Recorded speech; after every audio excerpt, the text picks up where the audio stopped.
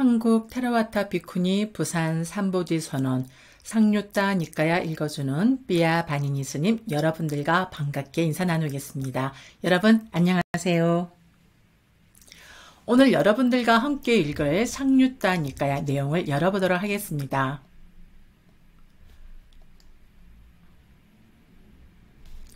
오늘은 지난 시간에 이어서 저번 상류따 시간에 제가 아마 공지를 했습니다. 제2권 연기를 위주로 한 가르침 제12주제 인연 상류따 S12에 제1장 부처님 품 상류따 니까의 12의 2번 위반과 숫다 분석경을 지난 시간에 여러분들과 함께 읽었습니다. 그 내용의 길이감이 좀 있다 보니까 그 내용과 여기 각 주의 내용을 같이 읽으려 하다 보니까 시간이 너무 방대해질 것 같아서 지난 시간에는 상류따 니까의 12의 2번 위반과 숫다 분석경 본문을 여러분들과 함께 읽었고요. 오늘은 상류따 니까야 12의 2번 위반과 숫다의 분석경에서 여기 있죠. 각주라고 보이시죠? 여기 각주의 내용을 한번 오늘 여러분들께 읽으려고 제가 준비해 보았습니다. 네.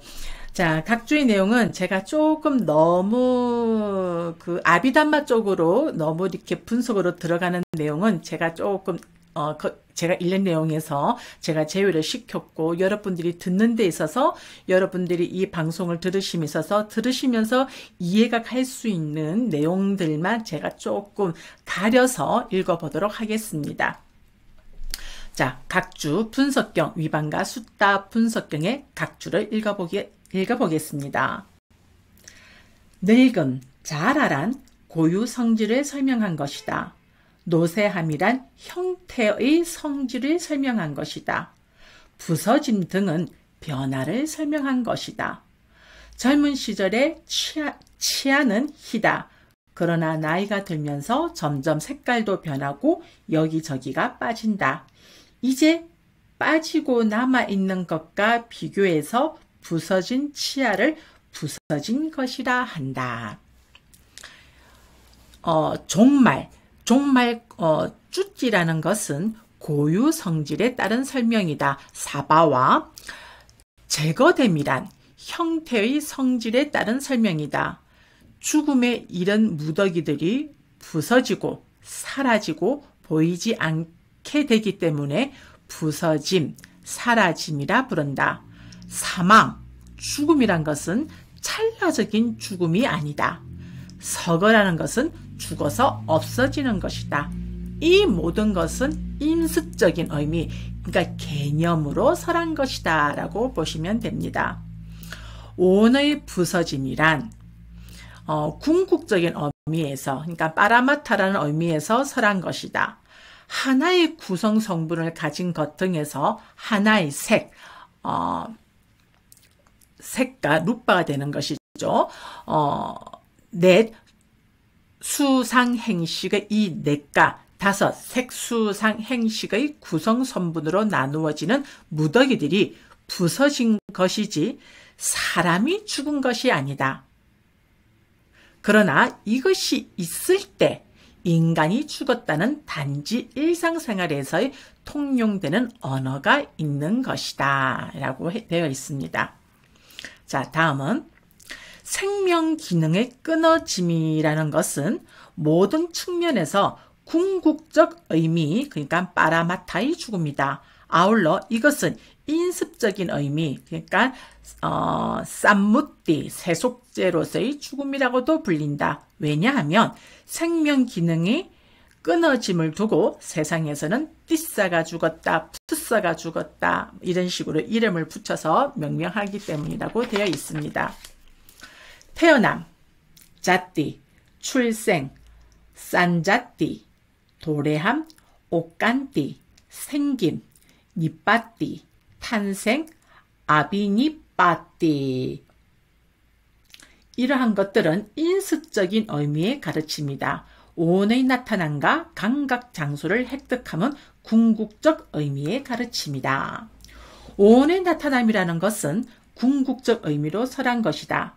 하나의 구성 성분을 가진 것 등에서 하나의 색가, 수상, 행식, 넷가, 다섯, 색수상, 행식의 구성 성분으로 나와지는 무더기들이 나타난 것이지 사람이 태어난 것이 아니다. 그러나 이것이 있을 때 인간이 태어났다는 것은 단지 일상생활에서 통용되는 인수적 표현이 있는 것이다.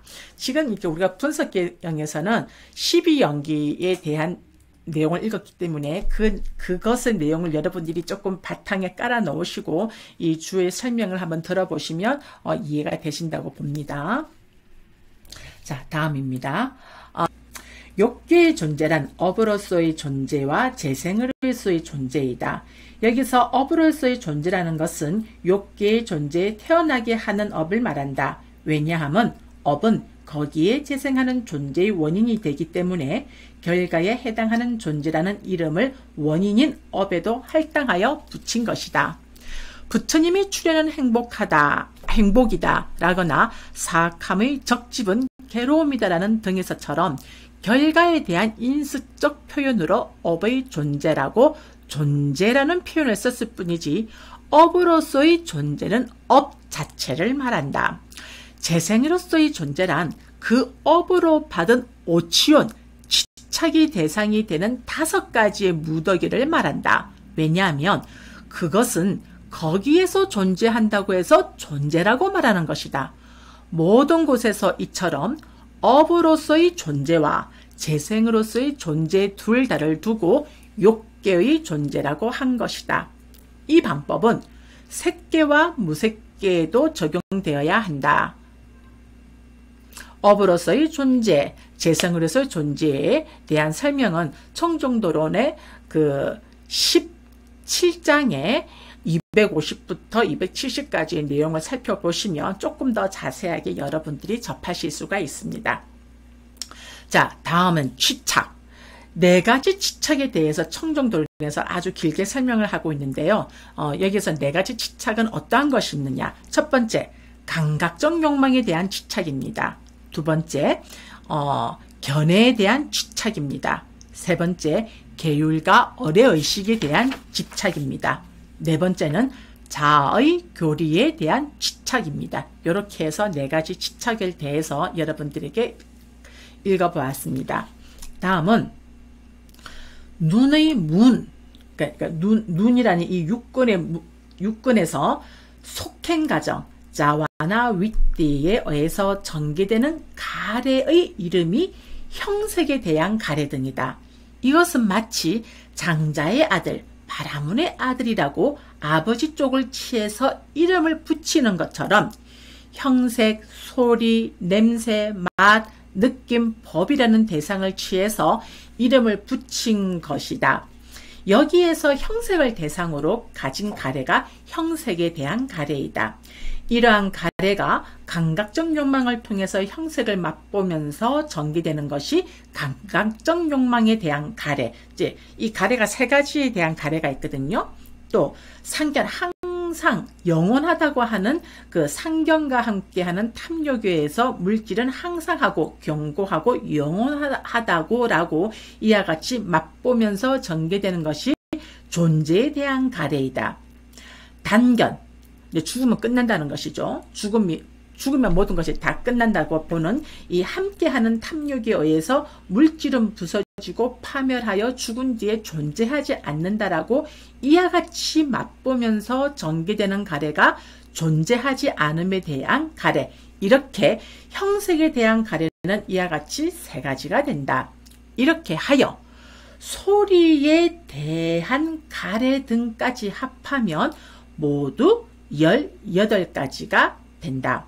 이것은 안의 형색 등에 대해서 18가지가 되고 밖의 형색 등에 대해서 18가지가 되어 모두 36가지가 되는데 이렇게 하여 과거의 것 36가지, 미래의 것 36가지, 현재의 것 36가지가 되어 모두 108가지의 가래의 분류가 있게 된다라고 되어 있습니다.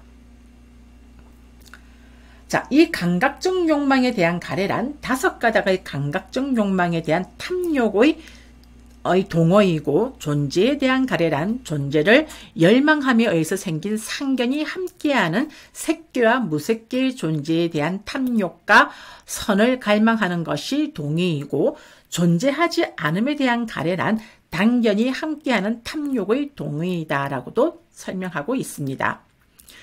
눈의 감각 접촉에서 생긴 느낌.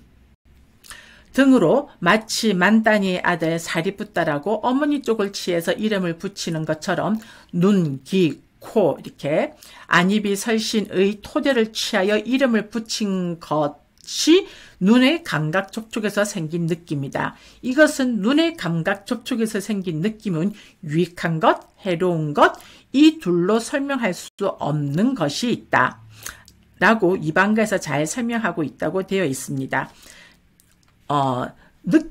느낌은 오온의 두 번째 색수상 행식, 수의 두 번째 구성 요소인데, 이 느낌에 대한 그 구성 요소는 우리가 앞으로, 이거는 우리가 상류단 니까야, 를 제4권에서 읽을 상류단 니까야 느낀 상류단 36의 존재에서 우리가 다룰 내용인데요. 이거는 여러분들이 제가 지금 유튜브나 인스타에 올리고 있는 상류단 니까야 내용을 확인해 보시면 될 것 같습니다. 자세한 내용은. 자, 다음입니다. 그 명색, 정신과 물질에 대해서 그 정신과 물질에 대한 내용에 대해서 내용입니다. 기우는 특징을 가진 것이 정신, 나마이고 변하는 특징을 가진 것이 물질, 루빠이다. 기우는 특징을 가진 것이란 대상과 대면하여 기우는 고유 성질을 가졌기 때문이다 라고 되어 있습니다. 자, 그 다음 느낌이라는 것은 느낌의 무더기이고 인식은 인식의 무더기이고 의도와 감각 접촉과 마음의 잡돌이함은 심리 현상들의 무더기라고 알아야 한다. 그런데 심리 현상들의 무더기, 이 행운에 속하는 다른 법들도 많은데 왜 여기서는 이들 셋만을 언급하였는가? 이들 셋, 의도, 감각 접촉, 마음의 잡돌이함은 마음이 가장 미약할 때에도 존재하기 때문이다. 그래서 여기서는 이들 셋을 통해서 심리 현상들의 무더기를 보이신 것이다 라고 되어 있습니다. 일반적으로 정신에는 아르마리, 식도 포함된다. 그래서 오혼 가운데 수상 행식은 정신에 속하고 색은 물질이다. 자, 이렇게 얘기하고 있습니다. 자, 다음 네 가지 근본 물질이라는 것은 여러분 너무 잘 아시죠? 4대 땅의 요소 지게가 되죠. 빠따와 다뚜, 물의 요소는 아뽀, 다뚜, 불의 요소는 떼조, 다뚜, 바람의 요소는 와요, 다뚜 이렇게 되어 있습니다. 자, 그 다음은요. 몸의 의도적 행위란 몸으로부터 전기되는 의도적 행위이다. 이것은 몸의 문에서 활동함에 의해서 전기되는 욕기에 유익한 것 8가지와 해로운 것 12가지로 모두 20가지의 몸의 의도적 행위들과 동의이다. 말의 의도적 행위란 말로부터 전기되는 의도적 행위이다. 마음의 의도적 행위란 마음으로부터 전기되는 의도적 행위이다. 자, 무지는 지혜 없음을 옮긴 것이죠. 그리고 괴로움에 대한 무지는 4가지 방법을 통해서 알아야 한다. 그것은 포함됨으로써 토대를 통해서 대상을 통해서 숨김을 통해서이다.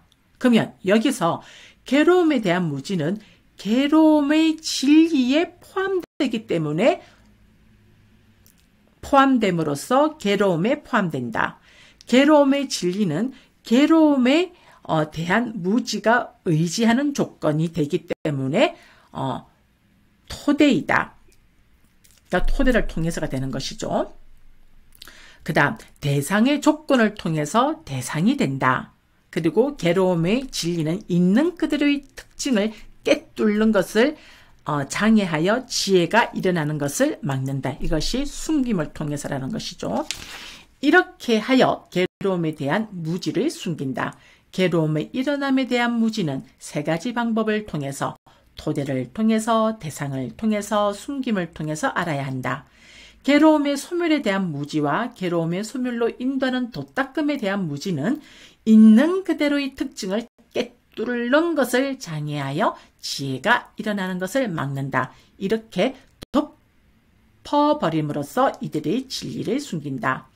여기서 소멸과 도의 두 가지는 심오하기 때문에 보기 어렵고 괴로움과 일어남의 두 가지 진리는 고유 성질의 특징을 보기 어렵기 때문에 심오하다. 네, 이렇게 되어 있습니다. 자, 다음. 무명이라는 것은 3개 윤회의 근본 원인되는 무명은 사성제에 대한 무지로 정의된다. 이와 반대로 사성제에 대한 지혜는 8정도의 첫 번째인 바른 견해로 정의되고 있다. 이처럼 사성제와 8정도와 12연기는 서로 연결되어 있다. 혹자는 자아가 있다는 견해 유신견을 무명으로 설명하기도 하지만 엄밀히 말하면 그것은 잘못이다. 자아가 있다는 견해 유신견은 가래에 조건 지어진 4가지 취착 가운데 하나일 뿐이다.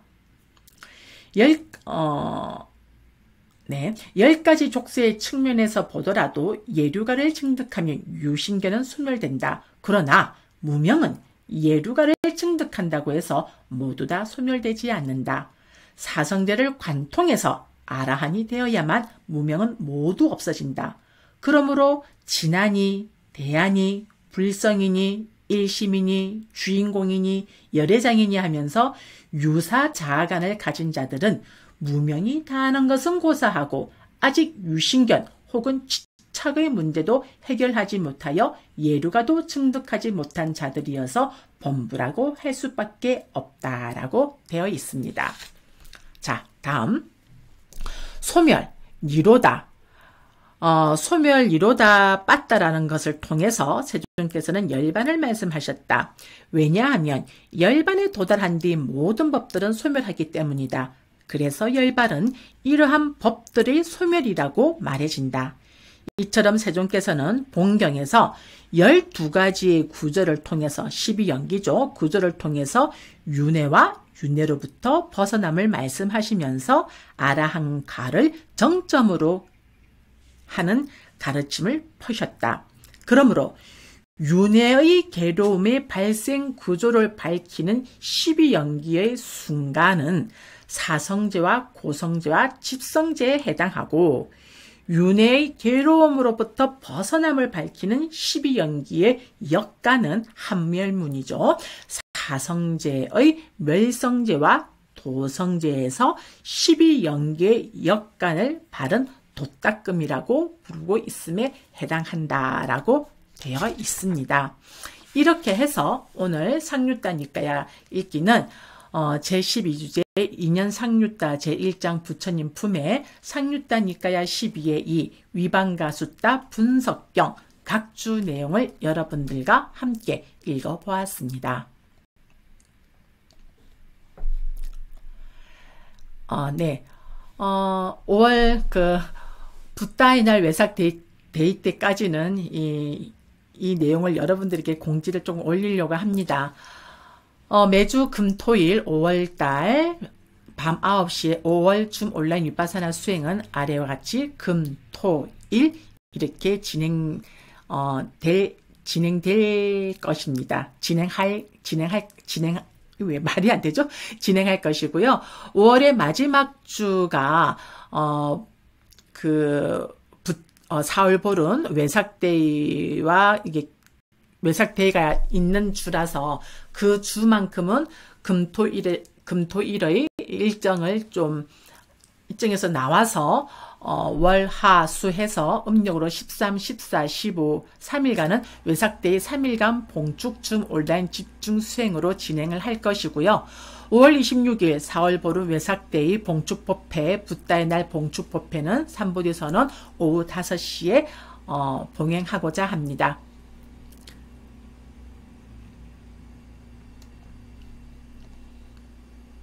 네, 이상으로서 오늘 상류따 니까야 읽어주는 삐아 바니니 스님 방송을 여기에서 마무리하도록 하겠습니다. 사두, 사두, 사두.